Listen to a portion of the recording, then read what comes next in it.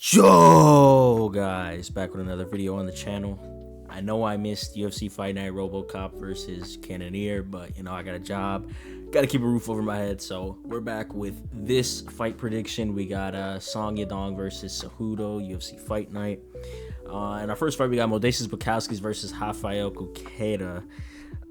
If this goes to a finish, I got Rafael. I think he has more pop in his shots, a lot more power.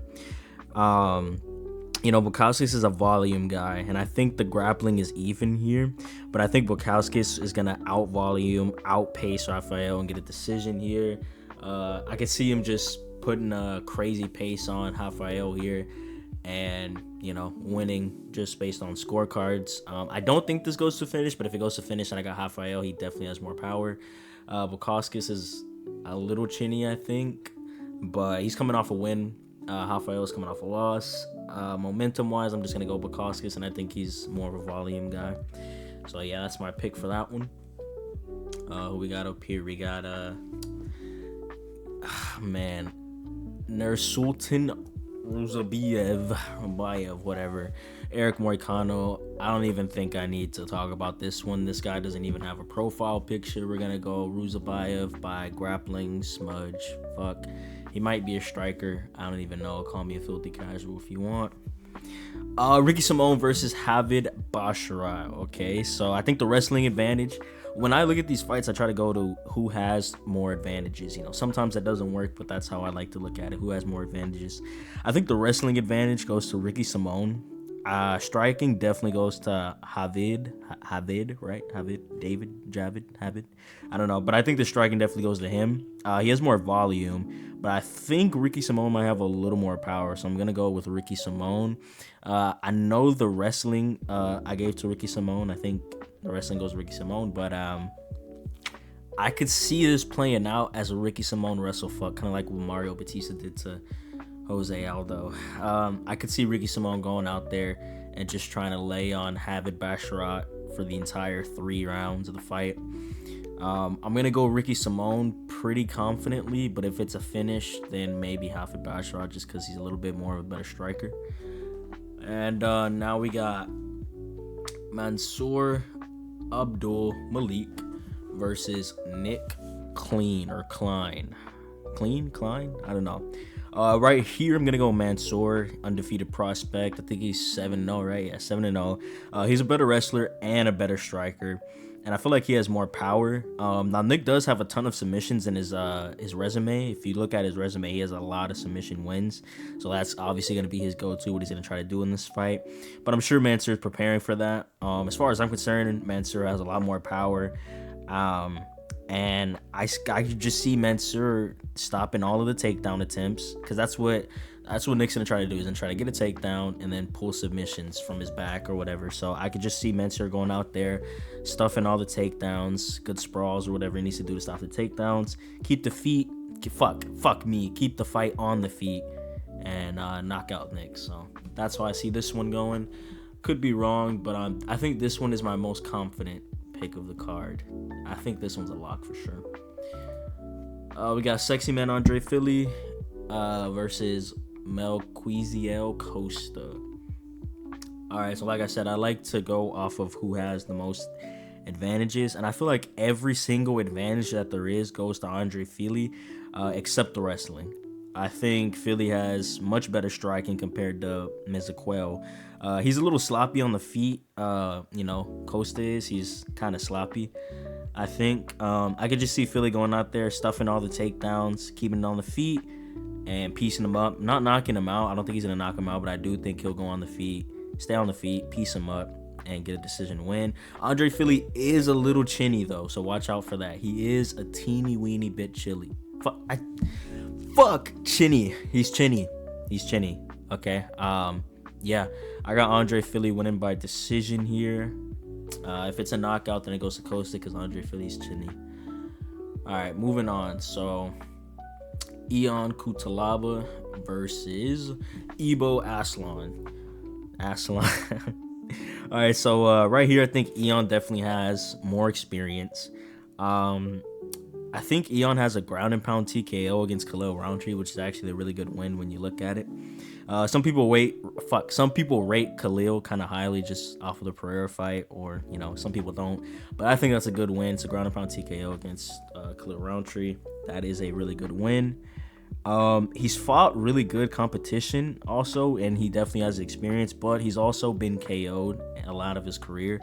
He's been KO'd quite a few times by some good guys. And he does have but he has pretty good cardio though. So good cardio, decent wrestling experience. How I see this playing out is I think Kudalaba wins round 1. I take that back. I think Ebo wins round 1. I think Ebo clearly wins round 1, and then Kudalaba locks in. He starts getting takedowns, starts wrestling, smudging him. Kudalaba wins round 2, and then, man, I think after that I could just see Ebo knocking him out in round 3. Yeah, honestly, as much as I was just glazing Eon, I think I gotta give this to Ebo. I'm going Ebo on this one by knockout, round 3 knockout, round 2 or round 3 knockout. That's what I got. Let's move on to the next one. We got Alonzo Minifield versus Julius Walker. Whew. Okay, so Julius Walker's 6-0. He's really, I know it says 0-0-0, but he's actually 6-0. He's super tall and he has good submission skills. I think that's really important. I think I'm gonna go Walker here as an underdog. I feel confident, yeah. After seeing Alonzo Minifield get KO'd by Chris Ahlberg, he didn't make that fight look technical at all. He just kind of did whatever he wanted to and got KO'd. I could see him maybe trying to adjust and make this fight more technical than he did in that Chris Ahlberg fight and not get knocked out. But I just don't know, man. And Julius Walker's, in his career, his fights usually don't go to decision. Most of his fights normally don't go to decision, which is a very interesting stat for me. So right here, I'm going to go Julius Walker as an underdog. Let's move on. Okay, we got Gene Silver versus Melsick. I'm not even going to say that last name. But, this one's close. I know everybody's going to go, oh, how could you not pick Gene Silver, bro? He's going to go out and knock this guy out. But this one is actually closer than you think.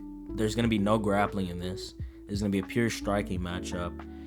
And, man. I think I am going to go Gene Silva, but I'm not too confident because I think this is really close. His opponent's a very good striker. They're both really good strikers. His opponent's actually never been outstruck. Melsick, he's never been outstruck. From the fights that I've watched, I've never seen him get outstruck. But I'm gonna lean with my gut here and go Gene Silva. This one is the most I'm more torn on this fight than any other fight on the card. This one could go either way, but I think I'll go Gene Silva. Just play it safe. My boy Rob Font, my Puerto Rican brother Rob Font versus Gene Matsumoto. Okay. I got my boy Rob Font. Rob Font is a really good gatekeeper for the bantamweight division. He's also a really good boxer, really good boxer. He was originally supposed to fight Dominic Cruz, but that fight ended up not happening.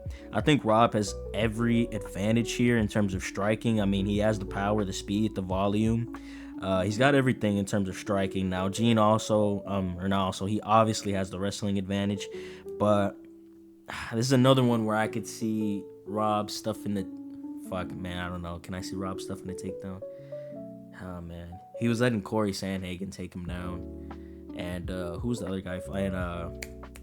What's his name? And Figgy. I don't know, man. I feel like if Gene gets a takedown in the later rounds, it'll definitely matter and win him a decision. But I got to go with my boy Rob Font. I'm being biased. Also, we saw Gene get outstruck by Brad Katona when they fought, which is kind of crazy. You're getting outstruck by Brad Katona, so imagine if that was Rob Font. Yeah, I got Rob Font here pretty confidently. I say he outvolumes him and puts on a masterclass here. Yeah, I got Rob Font. All right. Brendan Allen versus Anthony Hernandez. All right, so Anthony Hernandez, he has already fraud-checked Roman Kopylov, so I'm pretty high on Anthony Hernandez. I'm on the hype train. I see it bedtime. I'm on the hype train. The fucking hop train. God damn it, fuck me. Neither guy here is a super spectacular striker, so there's definitely gonna be nice scrambles and really good wrestling. But I see Anthony pushing the pace, a harder pace than Brendan Allen is going to. I see him just landing a lot of volume, putting a lot of pressure on Brendan Allen, backing him up into the cage. I think Brendan Allen's kind of slow, in my opinion, or maybe a slow starter, but I just see Anthony Hernandez outpacing him, man. And that fraud check of Roman Kopylov just helps me think that even more. These guys are both wrestlers, not really good strikers. I'm going to go Anthony Hernandez here. I wouldn't be surprised if Brendan Allen, like, kind of roaches his way to a decision, but got Anthony Hernandez. Time for the main event, my boy Song Yadong, all right? No chow mein here. You deliver. Wrong place. Oh, man, we get canceled. Yeah, so I got Song Yadong winning here. I just think it's kind of over for Cejudo.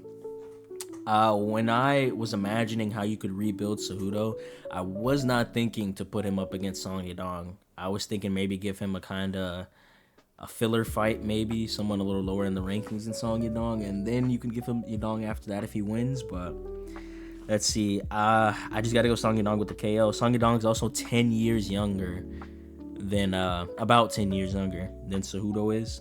So that also counts. I think he's going to stuff every takedown attempt that Cejudo tries and just kind of piece him up on the feet and eventually get the KO. I'm sensing around 2 or 3 KO here, probably a late KO for this fight.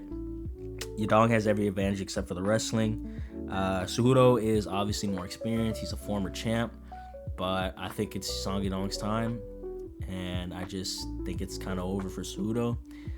Yeah. It's time to send Cejudo to the retirement home. And yeah, I got my boy Song Yadong. Alright guys, thank you so much for watching the video. It was kind of a quick one, but these are just little predictions that I wanted to do. I got another tier list coming out soon. I'm going to post that. Let me know whatever you guys want to see, like prediction videos, tier list, whatever. I don't know. Whatever the fuck you guys want to see, I'll put out there for you guys. Please make sure to like, share, subscribe, do all that good YouTube stuff. And with that being said, I'm out. Peace.